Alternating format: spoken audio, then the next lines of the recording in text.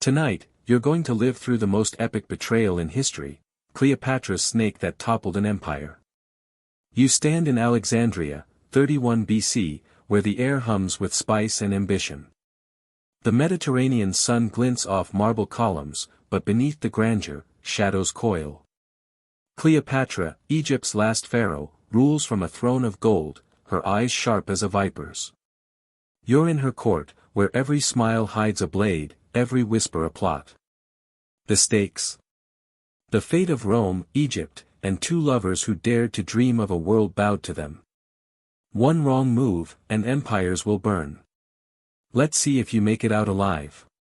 Before the blood starts spilling, hit like and subscribe, if you can handle what's coming. Drop a comment, where are you watching from? Now get comfortable, steel yourself, and let's begin. You step into the palace, sandals echoing on polished floors.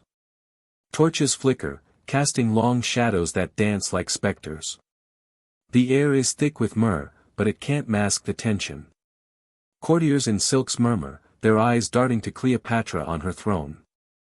She's 38, radiant, her dark hair braided with gold, her voice a low, commanding melody. You feel her gaze, piercing, as if she's already sized you up, ally or threat. Around you, advisors scheme, Charmian, her loyal shadow, and Apollodorus, the Sicilian with a knack for poison. You're not sure who to trust, but you know one thing, in this court, loyalty is a currency spent fast. The room buzzes with rumors of Rome. Julius Caesar, Cleopatra's old flame, is long dead, his blood still staining the Senate floor. His heir, Octavian, is rising, a cold, calculating star. But it's Marc Antony, Rome's warlord, who holds Cleopatra's attention now. You hear his name whispered, a mix of awe and fear. Antony, the Lion of Rome, conqueror of the East, is coming to Alexandria. His arrival could shift the world, or break it. You catch a glimpse of Cleopatra's smile, sharp as a dagger. She's planning something, and you're about to be pulled into it. You move closer to the throne, heart pounding. The court's splendor is dizzying, alabaster statues, emerald-encrusted goblets, a leopard lounging at Cleopatra's feet, its eyes glinting like hers. But there's an eerie detail, a small, coiled basket by her side, woven with reeds. Servants avoid it, their faces pale. Is it a gift? A weapon? Historians still debate whether Cleopatra kept an asp in her chambers, a symbol of divine power or a tool for darker ends. You don't know yet, but its presence chills you. Key fact: Cleopatra VII, last of the Ptolemaic dynasty, ruled Egypt from 51 BC, navigating a web of Roman politics to preserve her throne. Her court was a crucible of power, where Greek, Egyptian, and Roman cultures clashed. You feel that clash now, priests chanting to Isis, merchants haggling in Greek, Roman envoys glaring with suspicion. Every step you take feels like a gamble. A courtier brushes past, his sleeve heavy with the scent of opium. You wonder if he's a spy, or worse. You're drawn to Cleopatra's voice, commanding the room. She speaks of Egypt's glory, of ships laden with grain, of temples older than Rome's hills. But her words are for you, too, pulling you into her orbit. She's not just a queen, she's a storyteller, weaving visions of an empire where East meets West. You want to believe her, but there's a catch in her tone, something dangerous. You glance at the basket again, its lid trembling slightly. Is it your imagination, or did something move inside? You're not sure, but you're already in too deep to turn back. The court falls silent as a horn blares outside. Antony's entourage is near. You feel the ground shift, like sand before a storm. Cleopatra rises, her gown shimmering like the Nile at dusk. She's no mere queen, she's a goddess playing a mortal's game. You're about to see what happens when Rome's might meets Egypt's cunning. The doors swing open, and the air crackles. You're not just a witness, you're part of this now, caught in a story that will end in fire. You stand in Alexandria's grand hall, the echo of horns still ringing in your ears. The massive cedar doors groan open, and Marc Antony strides in, his presence like a thunderstorm rolling over the desert. You feel the air shift, charged with his energy. He's broad-shouldered, scarred from battles, his crimson cloak stained with the dust of 1,000 campaigns. His laugh booms, but his eyes, dark, searching, lock onto Cleopatra's. You're caught in the moment, heart racing, as two titans meet. The court holds its breath, and you sense this is no ordinary arrival. Something unstoppable is beginning. Antony's men follow, their armor clanking, faces weathered from years of war. They carry the weight of Rome's legions, but here, in Cleopatra's palace, they seem out of place, like wolves in a serpent's den. You notice the way Cleopatra tilts her head, studying Antony as if he's prey. She descends from her throne, her movements fluid, deliberate.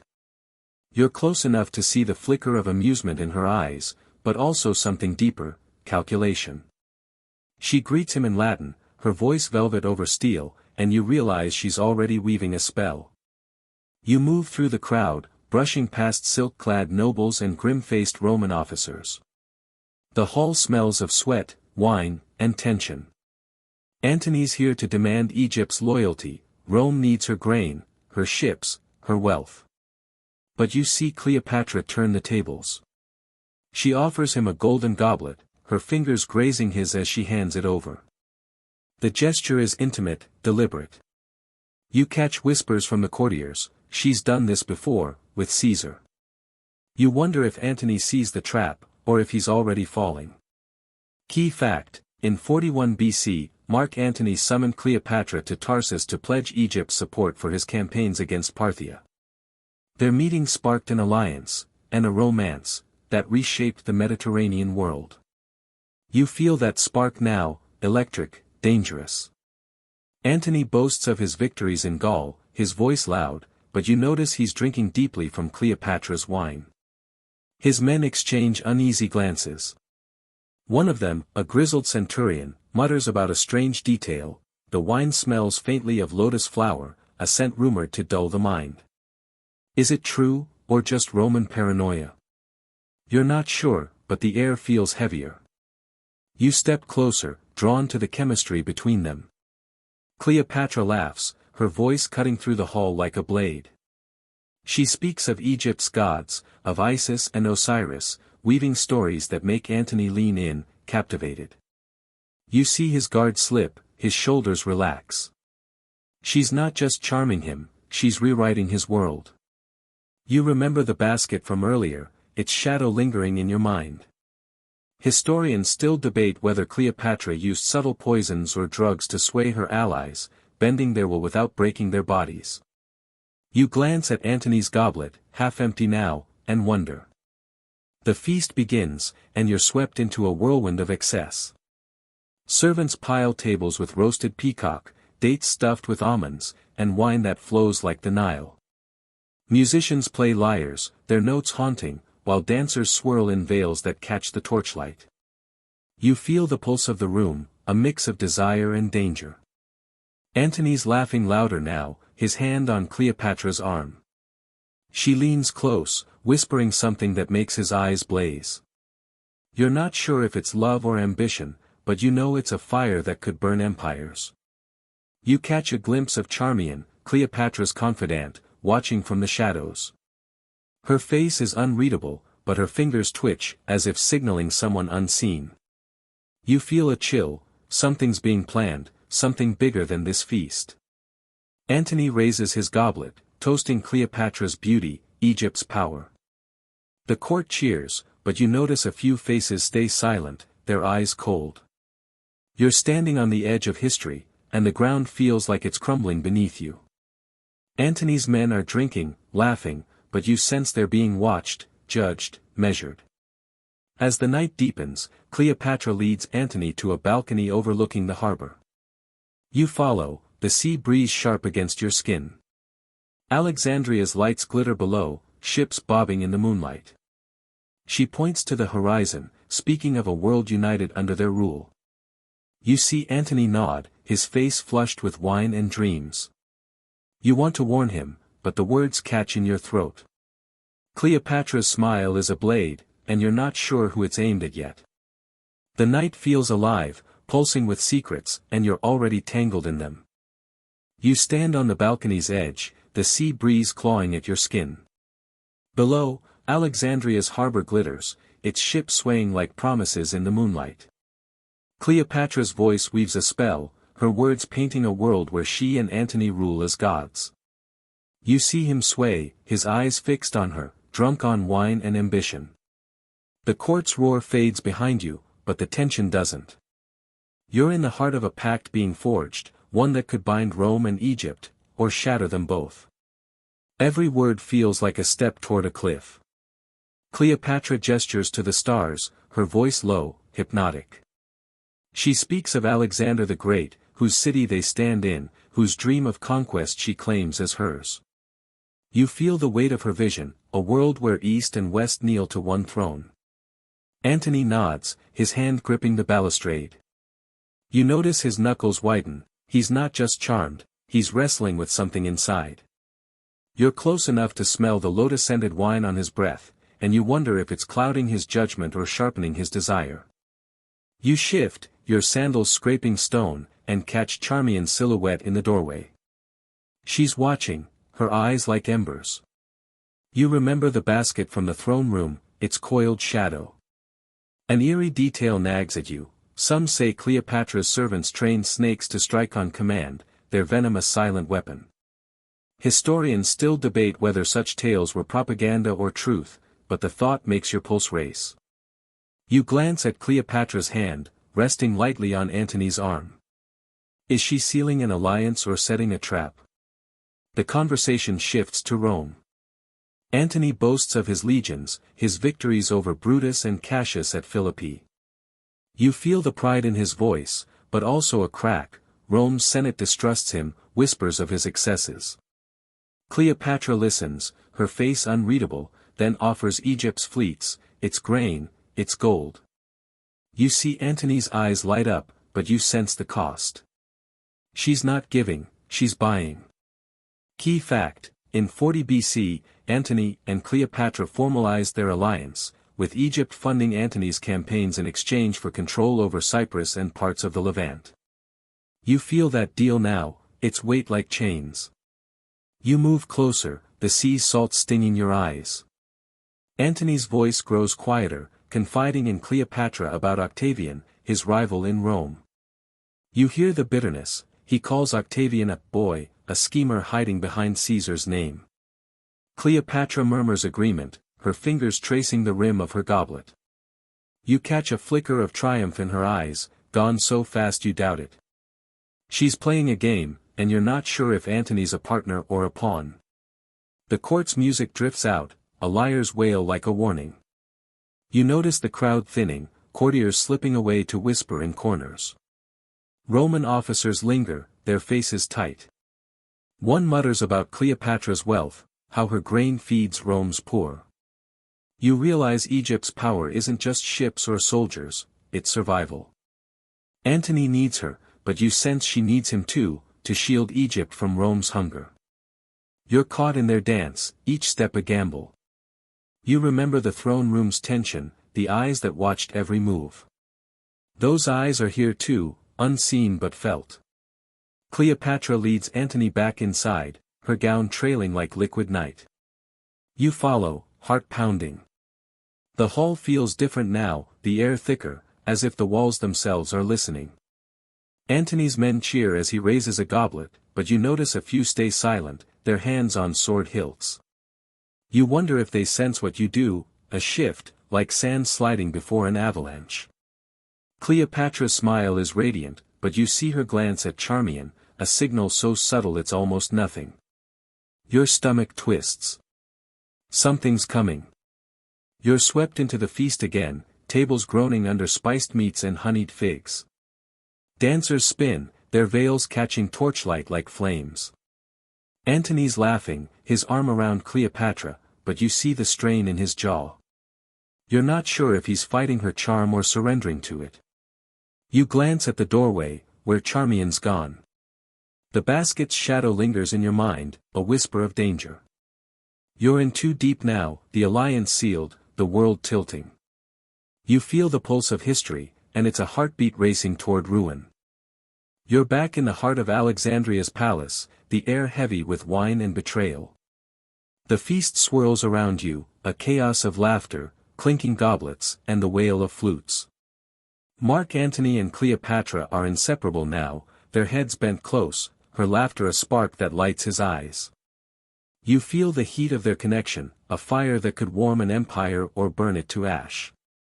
You're standing close enough to see the sweat on Antony's brow, the way Cleopatra's fingers linger on his wrist.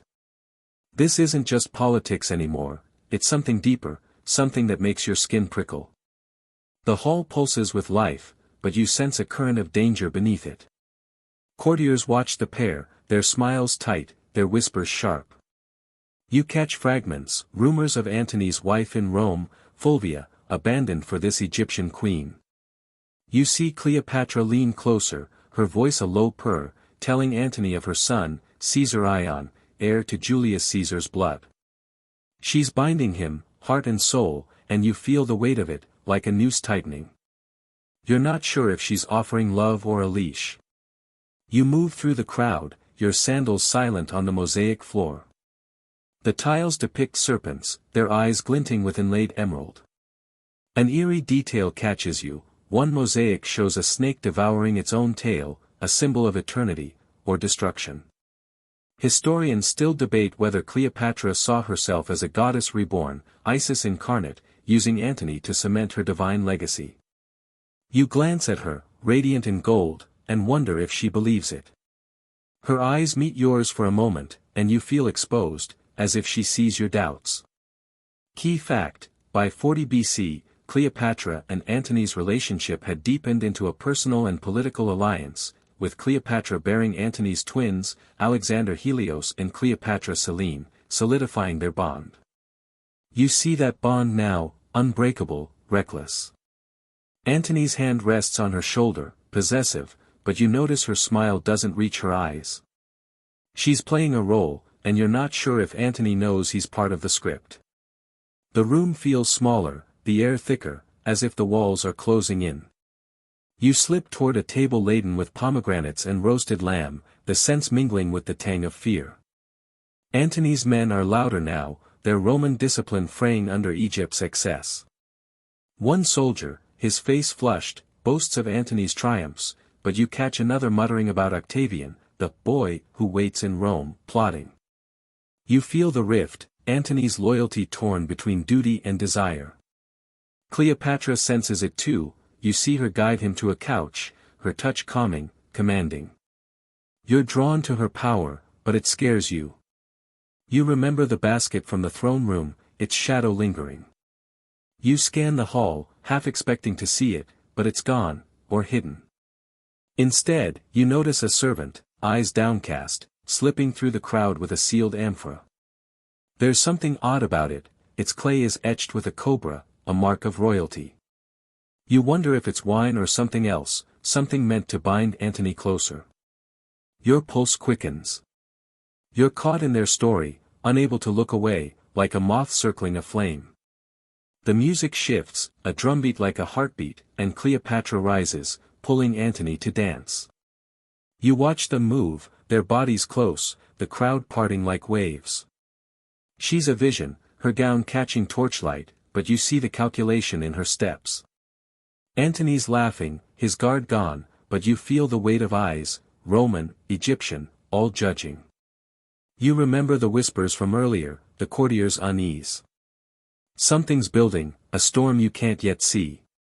You're not just watching history, you're breathing it, and it smells like fire. You edge closer, the heat of bodies pressing in. Cleopatra's voice carries, teasing Antony about Rome's cold hills compared to Egypt's warmth. He laughs, but you catch a flicker of doubt in his eyes. He's a soldier, not a fool, yet you see him falling, deeper, into her world. You want to shout, to warn him, but the music drowns your thoughts. The hall spins, a kaleidoscope of desire and deceit. You're trapped in their dance, and you know it's leading somewhere dark, somewhere you can't escape. You're still reeling from the feast's intoxicating whirl, the memory of Cleopatra's dance with Antony burning in your mind. Now, you're outside the palace, standing on Alexandria's sun-scorched streets, where the air smells of salt and unrest. The year is 34 BC, and the world feels like it's holding its breath. Antony's in too deep, his heart and armies pledged to Cleopatra, but you sense a shadow growing, Octavian, Rome's rising star, plotting in the west. You're walking among merchants and soldiers, their whispers sharp with fear of a coming storm.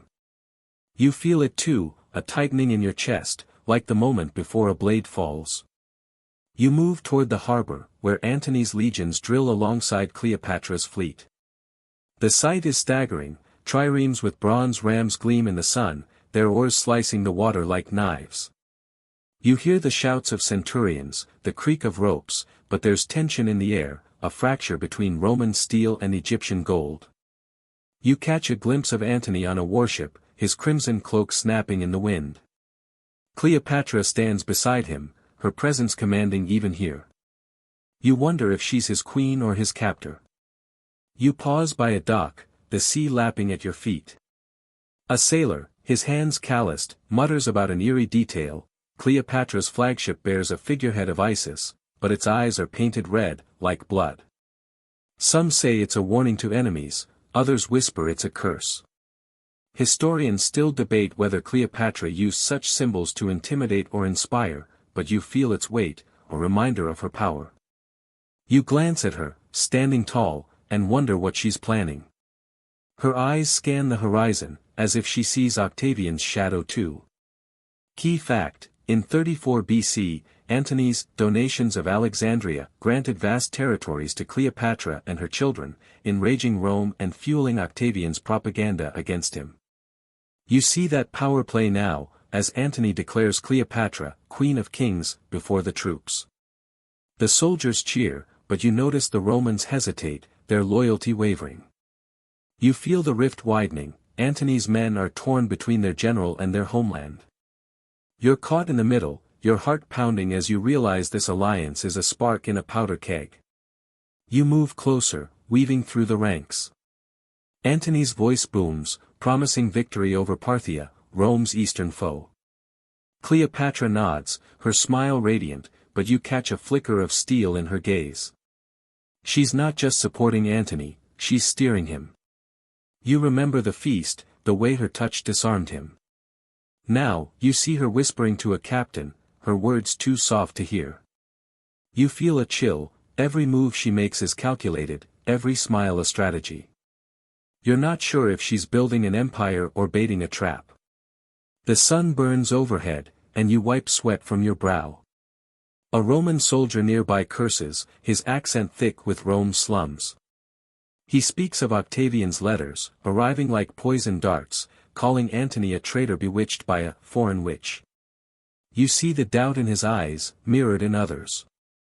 You want to believe in Antony's vision, a united East under him and Cleopatra, but the whispers of betrayal are loud. You remember the basket, its coiled shadow from the throne room. Is it here, somewhere, waiting? You follow Antony and Cleopatra as they inspect the fleet, their steps in sync. The soldiers part for them, but you notice some faces darken, especially the Romans.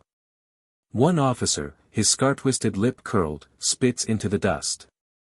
You feel the ground shift, like sand before a tide. Octavian's influence is creeping closer, a venom spreading through Antony's ranks. You're not just watching a power struggle, you're living it, your pulse racing with every glance, every whispered doubt.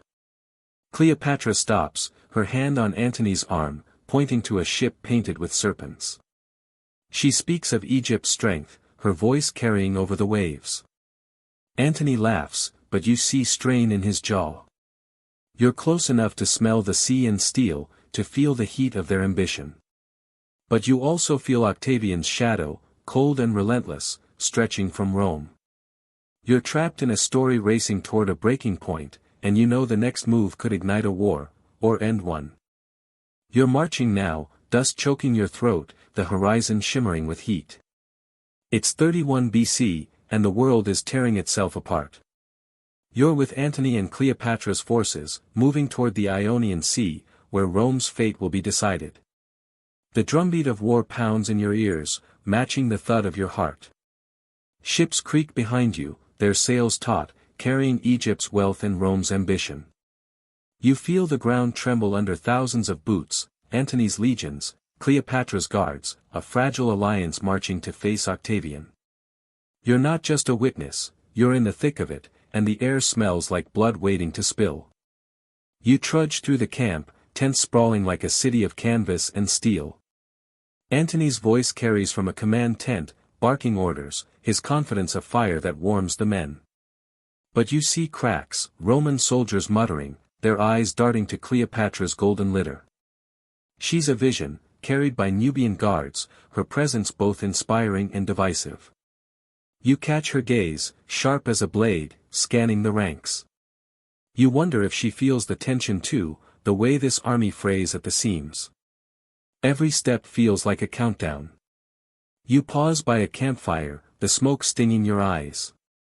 A grizzled legionary shares an eerie detail. Some soldiers swear they saw a cobra slither through the camp at dawn, vanishing into Cleopatra's tent. A sign of divine favor, or a bad omen? Historians still debate whether Cleopatra used such symbols to sway superstitious Romans, but you feel the unease rippling through the ranks. You glance at her litter, its curtains swaying, and your skin prickles. Is she a queen leading her people, or a sorceress bending them to her will? Key fact: the Battle of Actium, looming in 31 BC, pitted Antony and Cleopatra's combined forces against Octavian's disciplined navy, with control of the Roman world at stake. You see that stakes now, etched in the faces of soldiers sharpening swords, their hands trembling. Antony's plan is bold: use Cleopatra's ships to outmaneuver Octavian's fleet. But you hear whispers: Romans distrust her, call her a liability. You feel their doubt, heavy as the shields they carry. You're caught between loyalty to Antony and the growing shadow of betrayal. You move closer to the command tent, the air thick with sweat and leather. Antony's arguing with his generals, his voice hoarse. He wants Cleopatra's ships at the forefront, her wealth fueling the war. You see her nod, serene, but you catch a flicker of something: fear? Ambition? She speaks of Egypt's strength, her fleet's speed, but you notice Roman officers exchange glances. One, a lean man with a scar across his cheek, mutters about Egyptian tricks. You remember the feast, her touch on Antony's arm, and wonder if she's playing a deeper game. The camp buzzes with preparation. You pass smiths hammering swords, their sparks flying like stars. A priest burns incense, chanting to Mars, but you notice Egyptian soldiers praying to Ammonius, their voices clashing.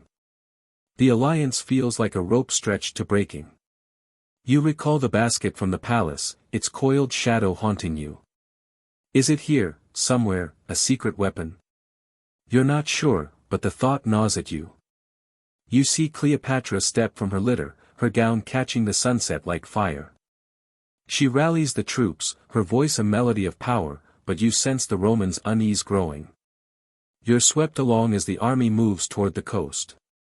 The sea glitters ahead, a battleground waiting to swallow you. Antony rides past, his horse snorting, his face set like stone. You see the weight on him: love for Cleopatra, duty to Rome, fear of Octavian. You want to shout, to ask if he sees the fracture in his ranks, but the march drowns your voice. Cleopatra's litter sways nearby, and you catch her eyes again. They're unreadable, but you feel judged, as if she knows your doubts. The war drums grow louder, a pulse that drives you forward. You're not just marching to battle, you're marching to a breaking point. The memory of Alexandria's palace, its whispers and shadows, feels distant but alive, like a wound that won't close. You're trapped in a story where every choice is a gamble, and the stakes are empires. You feel the weight of history, and it's crushing. You're aboard a creaking trireme, the Ionian Sea churning beneath you, a cauldron of foam and fury. It's September 2nd, 31 BC, and the Battle of Actium rages. You grip the rail, salt spray stinging your face, as Antony and Cleopatra's fleet clashes with Octavian's. The air screams with the snap of oars, the crack of rams, and the cries of men drowning in blood-slicked waves. You feel the deck lurch, your heart pounding like the war drums that echo across the water. This isn't just a battle, it's the death throes of an empire, and you're fighting for your life. You scan the chaos, ships locked like beasts tearing at each other's throats. Antony's flagship, a massive quinquereme, towers nearby, its bronze ram gleaming. Cleopatra's fleet, sleek and gilded, slices through the waves, her flagship marked by the blood-eyed Isis figurehead. You see Antony on his deck, shouting orders, his crimson cloak a beacon. But something's wrong, his ships are sluggish, outmaneuvered by Octavian's smaller, faster vessels. You feel the tide turning, a sickening shift, like sand slipping through your fingers. You duck as a flaming arrow whistles past, embedding in the mast. The air smells of pitch and death. An eerie detail catches you. Amidst the carnage, a sailor clutches a small snake-shaped amulet, muttering prayers to Isis. Some say Cleopatra's priests blessed the fleet with serpent charms, promising victory. Historians still debate whether these were morale boosts or desperate superstition, but you feel their weight, a flicker of doubt in the men's eyes. You glance at Cleopatra's ship, its sails taut, and wonder if she believes in her own divine power. Key fact: at Actium, Antony and Cleopatra commanded a combined force of over 200 ships, but Octavian's admiral, Agrippa, used superior tactics to trap them against the coast. You see that trap now, Octavian's fleet tightening like a noose. You hear the crunch of wood as a Roman ram splits an Egyptian trireme, men spilling into the sea like ants. You're shouting, your voice lost in the roar, urging your oarsmen to row harder. But you notice Cleopatra's ships holding back, their movements cautious, almost deliberate. Your stomach twists. Is she fighting, or waiting? You scramble to the bow, where a centurion barks orders, his face streaked with soot. He curses Cleopatra, calling her a coward queen for keeping her fleet in reserve. You feel the rift in the ranks, Romans glaring at Egyptians, their alliance fracturing under the weight of mistrust. You remember the camp, the whispers of Octavian's propaganda, painting Antony as a traitor. Now, you see that poison working, men hesitating, their loyalty torn. You want to believe in Antony, in his vision with Cleopatra, but the battle's chaos screams otherwise. The sea boils, ships burning, their flames reflected in the waves like fallen stars. You catch sight of Antony, his face grim, signaling to Cleopatra's flagship. You expect her to charge, to unleash Egypt's might, but her ships stay steady, almost aloof. You feel a chill, deeper than the sea spray. You recall the basket from Alexandria, its coiled shadow, and wonder if Cleopatra's planning something beyond this battle. Your mind races, caught between fear and awe. Is she saving her strength, or abandoning Antony to Octavian's wolves? You're jolted as your ship rams an enemy vessel, the impact throwing you to the deck. You taste blood, your hands scraping splintered wood. Around you, men fight hand to hand, swords flashing, their screams raw. You see an Egyptian archer fall, his bow sinking into the waves. You're not just fighting Octavian, you're fighting despair, the growing sense that this battle's lost. You glance at Cleopatra's ship again, its sails catching the wind. Something's shifting, and you feel it in your bones, a betrayal waiting to strike. You crawl to your feet, the deck slick with blood. The centurion's shouting, pointing to Antony's flagship, where signals flash frantically. You see Antony's face, etched with fury, as he watches Cleopatra's fleet. You're trapped in the heart of Actium, where empires bleed and loyalties break. The memory of Alexandria's palace, its whispers and promises, feels like a fever dream. You're not just a soldier, you're a witness to history's cruelest turn, and it's pulling you under. You're clinging to the rail of your battered trireme, the Battle of Actium a maelstrom around you. The sea churns with wreckage, broken oars, burning hulls, bodies floating like driftwood. Your ears ring with the screams of men and the groan of splitting timber. Antony's fleet is crumbling, Octavian's ship slicing through like wolves through a wounded herd. You feel the deck shudder beneath you, the air thick with smoke and despair. Then you see it, Cleopatra's flagship, its golden sails catching the wind, turning away from the fight. You freeze, heart hammering, as her entire fleet follows, abandoning the battle. You shout, your voice raw, lost in the chaos. The Romans around you falter, their swords dropping as they watch her sails vanish toward the horizon. Antony's flagship is close, and you see him, a titan broken, staring after her. His face is a mask of shock, fury, betrayal. You feel it too, a knife in your gut. Cleopatra, the queen who swore to fight beside him, is fleeing, leaving you all to Octavian's mercy. The sea seems to tilt, the world unraveling as her betrayal sinks in. You stumble across the deck, dodging a falling spar. An eerie detail catches you, a sailor, clutching a serpent amulet, whispers that Cleopatra's flight was foretold by an oracle, a vision of Isis abandoning her mortal lover. Historians still debate whether Cleopatra planned her retreat to save Egypt or herself, but you feel the weight of that choice now, heavy as the blood-soaked waves. You glance at Antony, his shoulders slumped, and wonder if he saw this coming, if he ever truly knew her. Key fact, at Actium, Cleopatra's sudden withdrawal with her 60 ships turned the battle, leaving Antony's forces exposed and demoralized, ensuring Octavian's victory. You see that collapse now, ships scattering, men abandoning their posts. You hear a centurion curse her name, calling her a serpent who poisoned Antony's honor.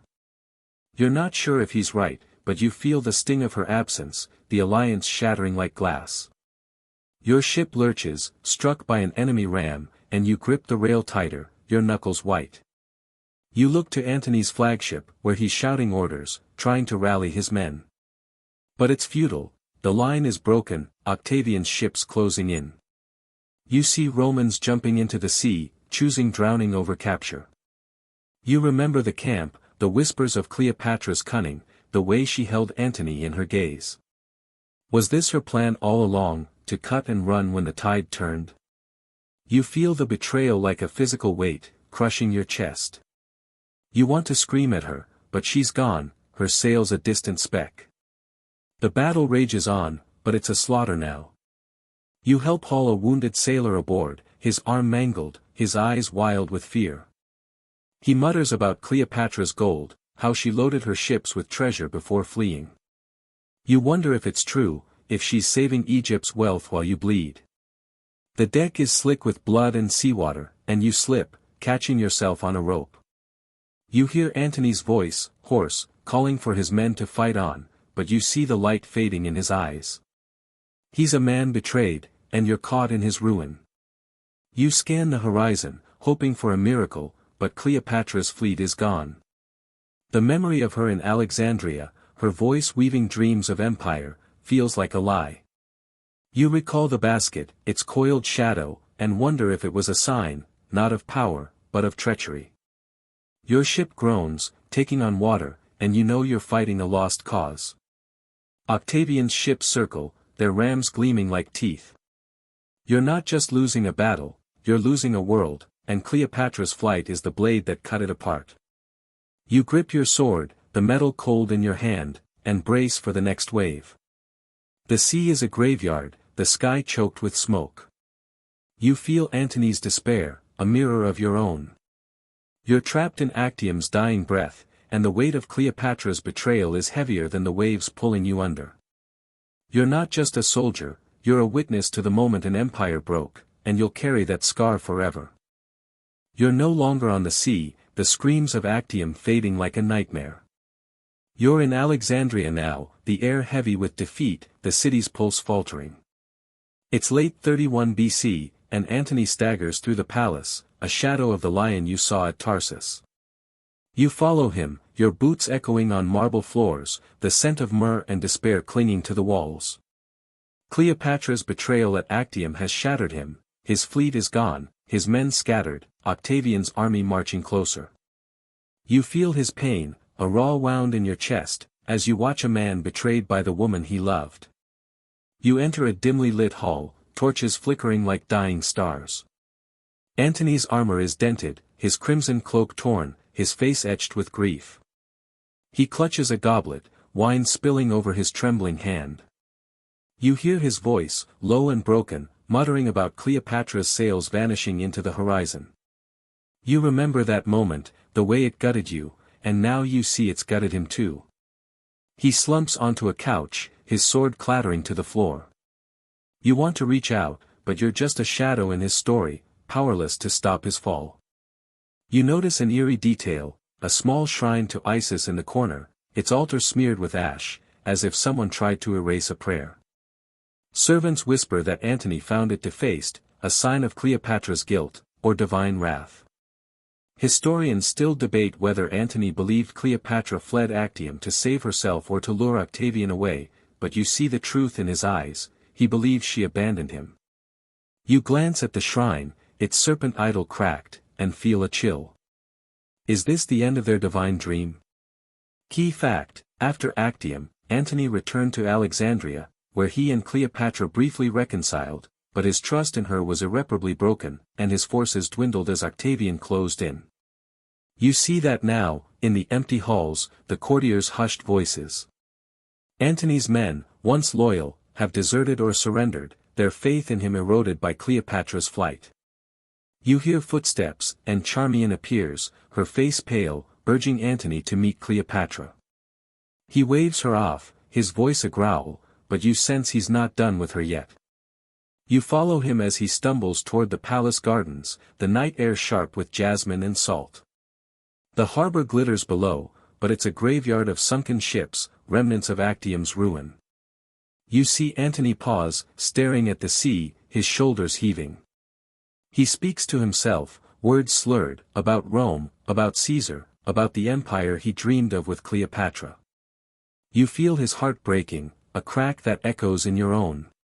You remember her voice in the feast hall, weaving visions of glory, and wonder how it came to this.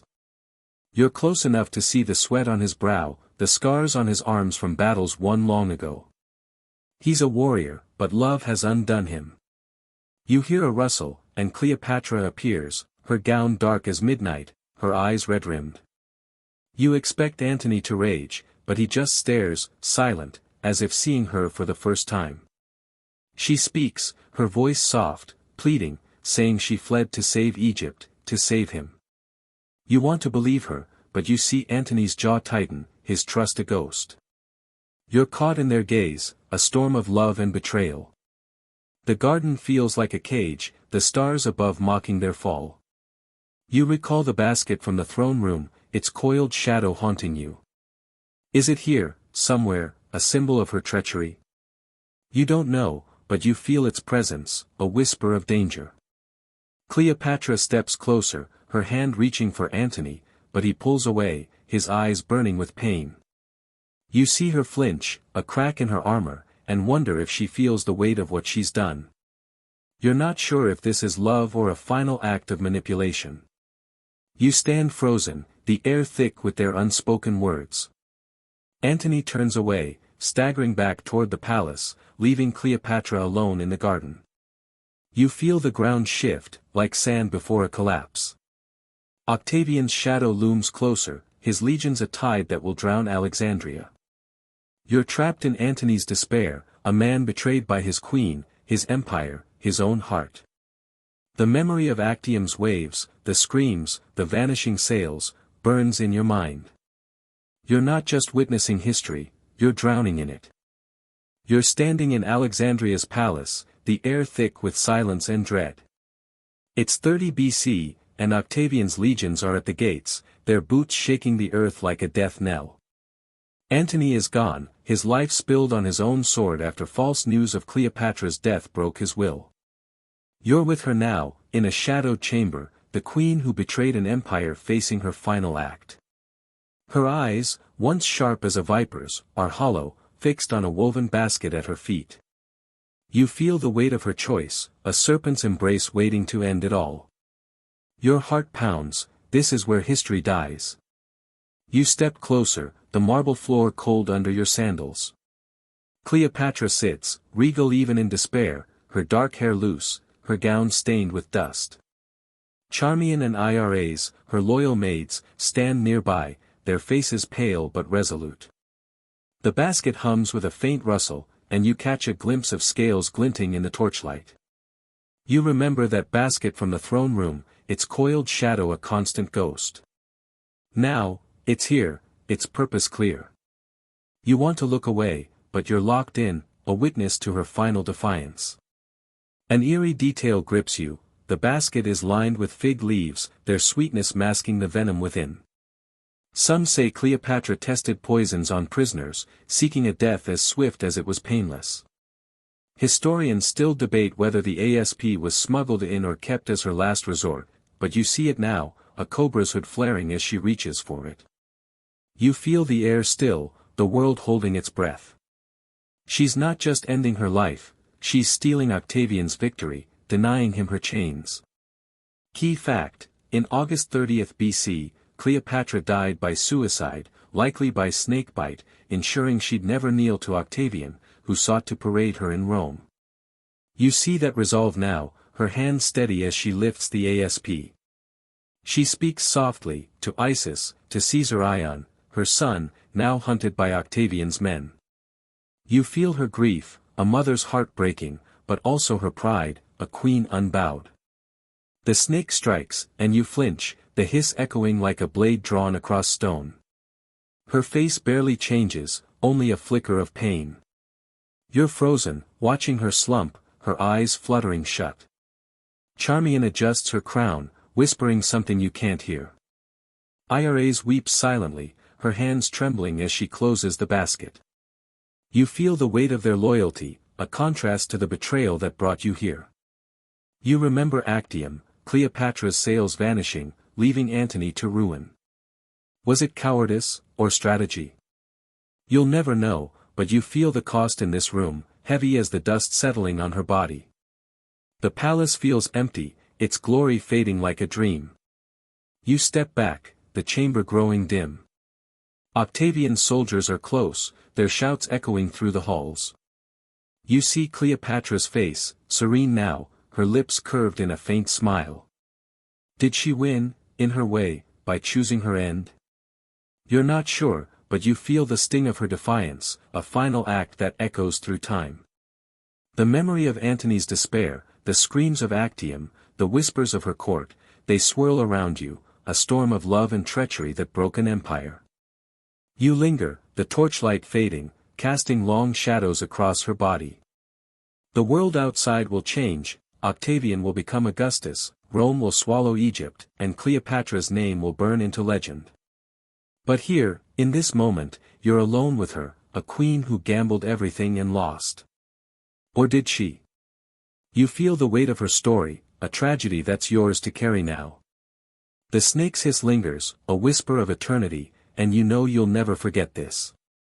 The air grows still, the palace silent. You hear distant footsteps, Octavian's men, claiming their prize. You step away, your heart heavy, the chamber a tomb. The stars outside fade, swallowed by dawn. You're left with her story, a fire that burned too bright, a betrayal that broke the world. You feel the silence settle, a weight that presses you into the earth. Her empire is gone, but her shadow remains, haunting, unyielding. You stand outside the palace now, the dawn breaking over Alexandria's ruins. The city is quiet, its vibrancy snuffed out, its streets empty as Octavian's legions march through. You see their banners, cold and triumphant, claiming what Cleopatra died to deny them. The sea glitters, indifferent, swallowing the memory of Actium's waves. You feel her presence still, her defiance a pulse in the air. She's gone, but her story clings to you, a scar of love, betrayal, and power. You walk away, the weight of history heavy on your shoulders, knowing you've witnessed the fall of a queen and the birth of an empire.